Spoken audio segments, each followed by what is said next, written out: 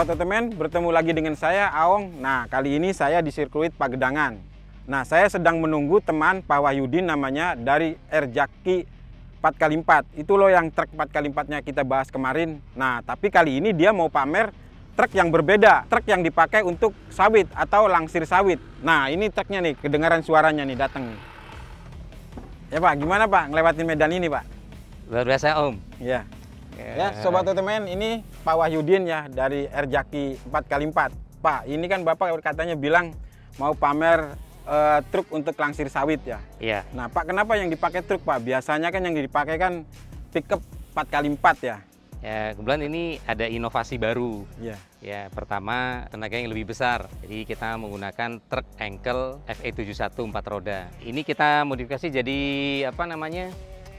Dump truck. Dump truck. Ya. Jadi supaya nanti menurunkan buah sawitnya itu lebih cepat, lebih lebih gampang. Ya. Nah Pak, ini muatnya berapa ton Pak? Ini bisa 4 sampai 5 ton. Kemarin Ya. kita udah coba di sini karena nggak ada sawit, kita pakai apa? Sprit. Oh, jadi batu koral 4 kubik ini. Oke Sobat, itu sekilas tentang mobil truk yang akan dipakai untuk langsir sawit. Nah, modifikasinya seperti apa? Yuk kita bahas.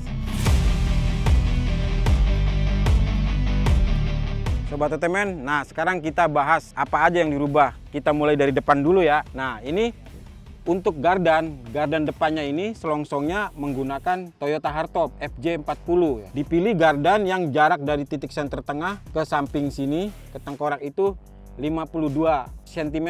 Kenapa nggak yang dipakai yang 58 mm punya FJ45 atau FJ60? Nah, ini karena tidak begitu lebar ya. Jadi yang dipakai ini pakai punya FJ40 yang jaraknya cuma 52 cm. Nah, kemudian untuk pemasangannya ini rasionya itu dipilih yang 839. Kenapa 839? Karena asli pabriknya gardan belakangnya juga 839. Nah, selanjutnya yang dimodifikasi yaitu dudukan dari pernya ini. Dudukan dari pernya ini mengikuti dari aslinya Mitsubishi ini. Jadi posisinya digeser supaya pas dudukannya di ini ya, punya kanter. Selanjutnya tinggal dudukan shockbreaker dengan menambahkan plat yang lumayan tebal, kemudian dipasang shockbreaker di samping kiri dan kanan. Nah, selanjutnya tinggal mengatur ketinggian. Ketinggiannya itu dari gardan bawah 5 cm supaya pas ya. Selanjutnya sistem pengeremannya masih tetap menggunakan tromol ya, mengandalkan dari Mitsubishi Canter juga yang 110.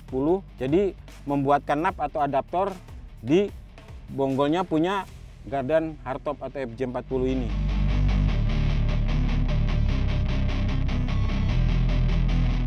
Sobat Otomen, ini juga dipasangin V-lock ya. Sehingga kalau di jalan biasa nggak diaktifin 4x4-nya, ini tidak diaktifkan. Nah, selanjutnya kalau di jalan yang mulai bergelombang atau berpasir atau bertanah, kita pindahkan ke lock supaya ngunci.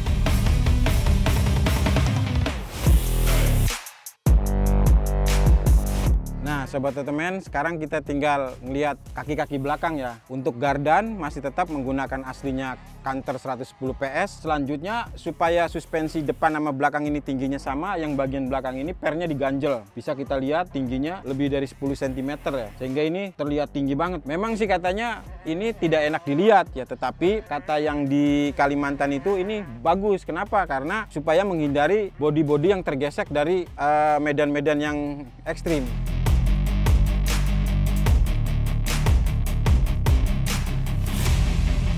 Nah, Sobat Otomen, ini mau kita bahas transmisinya ya. Sehingga bisa dibikin jadi 4x4, bisa menggerakkan roda depan dan roda belakang.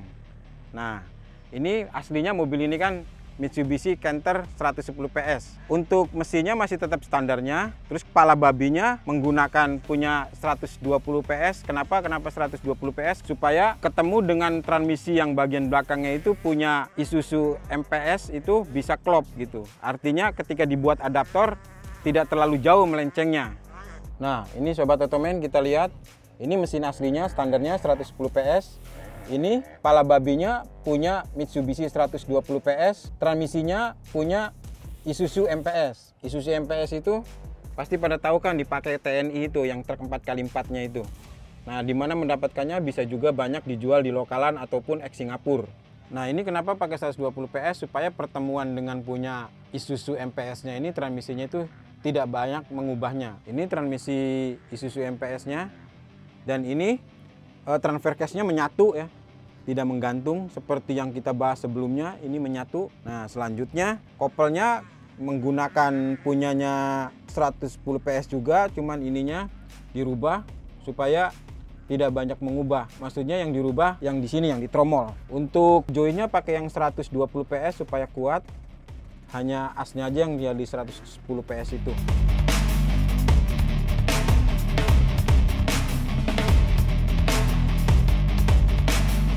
Nah Sobat Otomen, sekarang kita tinggal ngomongin damnya ya, atau hidroliknya ini. Saya bersama Pak Wahyudi lagi, karena ini Pak Wahyudi yang lebih tahu ya.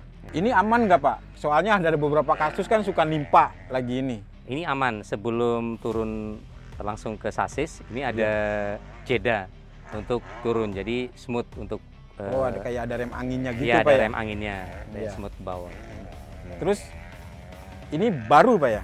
Ini baru, PTO semuanya baru. Jadi menjamin ini tidak ambruk sendiri Pak ya?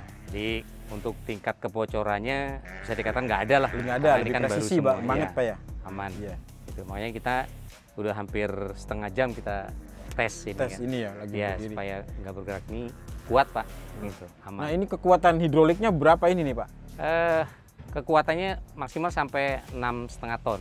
6,5. Oh berarti ini kan batasnya kita ngangkutnya cuma 5 ton Pak ya? Ya 5 ton. Nah ini ininya 6,5, berarti masih ada 1,5 ton lagi untuk toleransinya itu Pak ya? Nah Pak, ini saya penasaran Pak, ini kan pasti tuasnya kan banyak banget nih ya? Karena ada tuas 4x4, ada low dan high, terus ditambah lagi tuas untuk menggerakkan damnya ini. Ayo kita lihat di dalamnya seperti apa sambil diterangkan oleh Pak Wahyudi.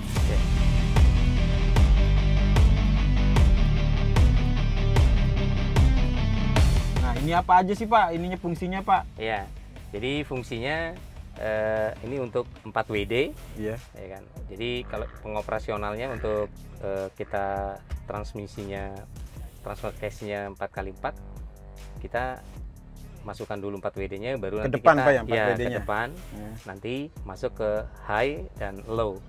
High ke belakang, ke depan Pak ya? Ya, low ke belakang, high ke depan. Ya. Jadi untuk medan yang berat kita pakai low. Yang itu Pak, yang merah Pak? Kalau yang merah untuk kunci angin, seperti yang kita lihat ini di belakang, bahwa damnya tetap berdiri kokoh. Ketika kita mau lepas, kita harus injak kopling. Ini kita tuasnya kita tarik ke belakang. Kita nyalakan mobilnya. Nah satu lagi yang itu Pak, yang ujung Pak. Kalau ini untuk kunci angin. Jadi angin ini posisi di belakang. Kalaupun kita nggak nyalakan, ini untuk ngebuka angin. Jadi ketika kita tuasnya kita masukin ke depan, turun ya. Oh, ngebuka angin Pak ya? Iya, ngebuka angin. Ini tujuannya untuk menutup dan membuka angin. Ya Pak, sekarang kita coba ininya naik Pak, ya. naik turunnya Pak. Ya, kalau naik nih tinggal kita angkat kopling, langsung dia naik. Tapi yang sebelah sana harus digeser ke belakang dulu Pak ya? Geser, nanti kita sudah full, nanti dia akan ini sendiri. Itu Pak. Ada kunciannya untuk terakhir. Nah, setelah selesai, kita tetap kopling, tetap kita injak. Nah, setelah itu tuas yang pompa, kita pelan-pelan aja tuasnya untuk ke depan. Sama halnya kita injak kopling, pelan-pelan dia akan turun.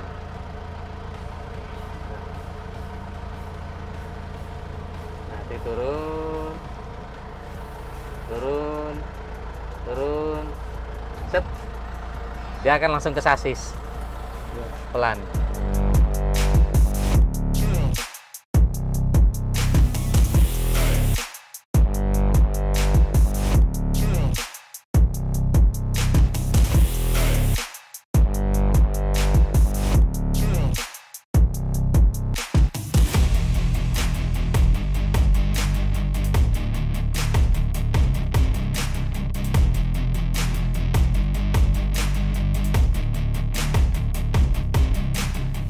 Sobat Otomen, udah dicoba muter-muter kan, lumayan melewati tanjakan dan turunan. Bila yang punya komentar silakan tambahin, dan jangan lupa like and subscribe. Terima kasih.